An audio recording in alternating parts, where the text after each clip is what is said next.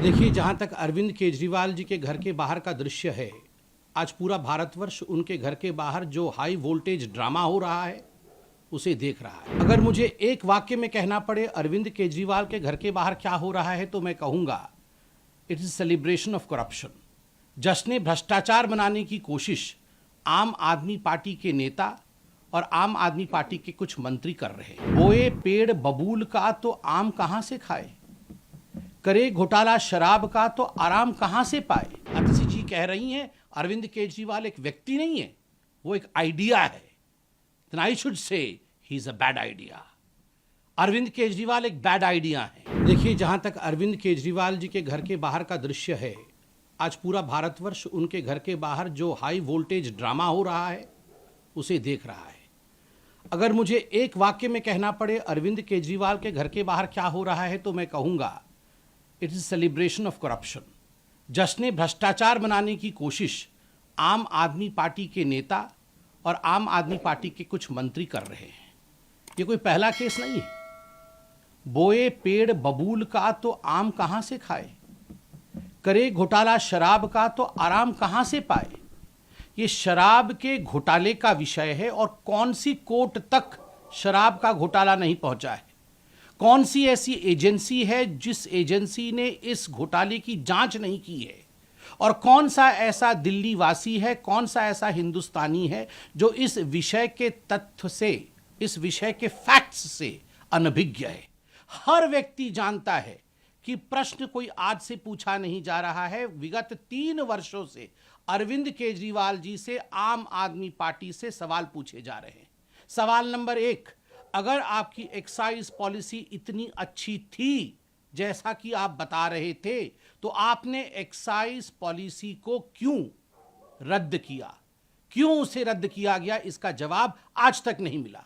आपने कार्टेलाइजेशन शराब के पूरे तंत्र में कैसे आप लेके आ सकते थे।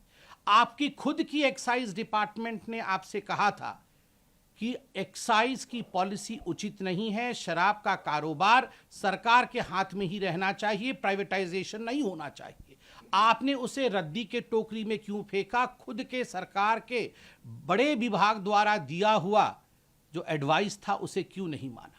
ब्लैक लिस्टेड कंपनी को आगे बढ़ा करके अपने यारों को, अपने दोस्तों को ठेका देने का काम क्यों किया।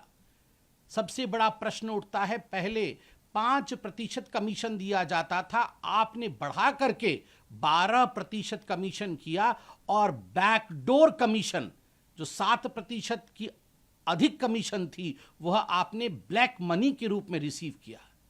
क्या दिल्ली की जनता समझती नहीं है? क्या हिंदुस्तान की जनता इन बारीकियों को जानती नहीं है? विजय नायर कौन था? आज रिकॉर्डेड स्टेटमेंट है, स्टेटमेंट्स हैं ईडी के पास, सीबीआई के पास, उन तमाम जांच एजेंसियों के पास जिन लोगों ने कई करोड़ रुपए किकबैक के रूप में रिसीव किया, और रिसीव करके इसको कहां कहां ठिकाने लगाया, किस बैग में इन्हें लेके गया। ये सारे विषय आज पब्लिक डोमेन में है। इन सारे विषयों की जांच हुई है।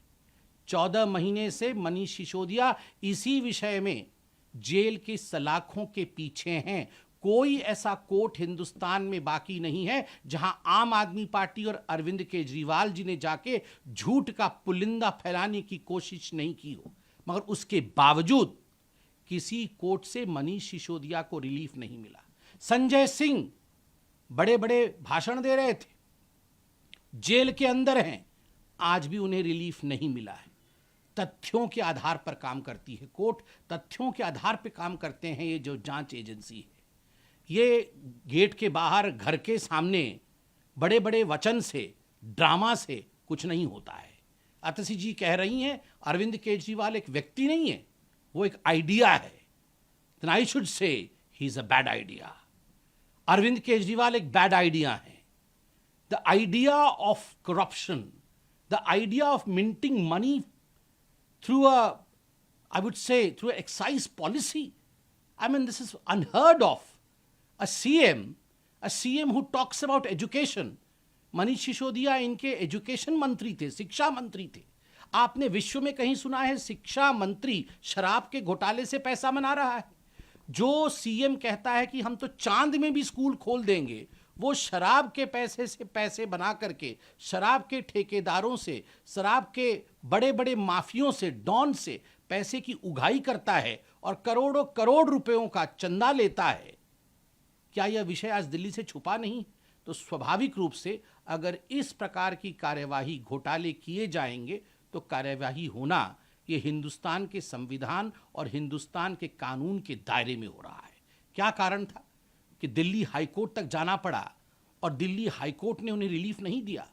उससे पहले राउज एवेन्यू कोर्ट, जो लोअर कोर्ट है, लोअर कोर्ट में भी समन्स को लेकर अरविंद केजरीवाल जी गए थे कि ये समन्स गैर कानूनी है। सेक्शन 174 के अंतर्गत कोर्ट ने स्पष्ट रूप से कहा यह गैर कानूनी नहीं है, आपको समन में अपीयर करना चाहिए। और कोर्ट ने, लोअर कोर्ट ने हिदायत दी थी जांच एजेंसी को कि समन भेजना बंद मत करिए, वो आप करते रहिए। हाँ, 15,000 के मुचलके पे, क्योंकि सेक्शन 174 बेलेबल ऑफेंस होता है, तो 15,000 के मुचलके पे, बेल पे अरविंद केजरीवाल बाहर थे। कोर्ट ने उन्हें वो बेल दिया था। मगर इसका अर्थ ये नहीं है कि आप देश के कानून के साथ खिलवाड़ करें।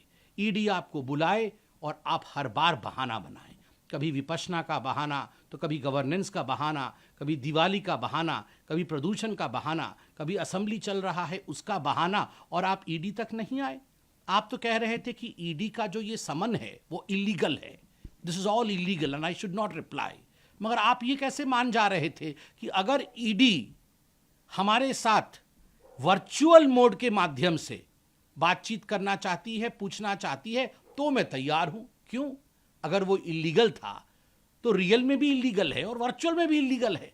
वर्चुअली आप अपीयर हो सकते हैं, रियल में आप अपीयर नहीं होना चाहते। जिसके मन में चोर होता है ना, जो शराब से पैसा बनाता है, जो घोटालेबाज होता है और जो भ्रष्टाचारी होता है, उसका डरना लाजमी है। और डर को छुपाने के लिए ये जो आडंबर किया जा रहा है अरविंद केजरीवाल के घर के बाहर, यह आडंबर आज पूरी हिंदुस्तान देख रही है। जवाब 2024 के चुनावों में हिंदुस्तान की जनता और दिल्ली की जनता। नमस्कार, मैं हूं मानक गुप्ता। अगर आपको हमारा ये वीडियो पसंद आया हो तो इसे लाइक और शेयर जरूर करें, और हां, हमें सब्सक्राइब और फॉलो करना ना भूलें ताकि आप देश और दुनिया की कोई खबर मिस ना करें। तो जुड़े रहिए हमारे साथ और देखते रहिए न्यूज़ 24।